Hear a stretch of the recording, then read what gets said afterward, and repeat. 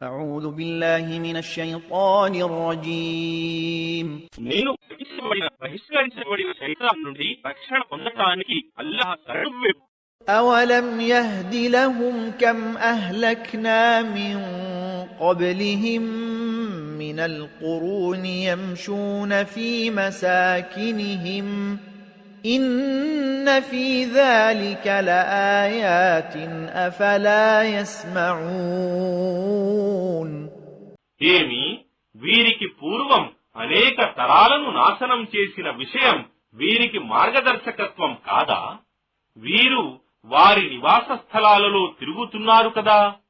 నిశ్చయంగా ఇందులో ఎన్నో సూచనలున్నాయి. ఏమి వీరు వినటం లేదా?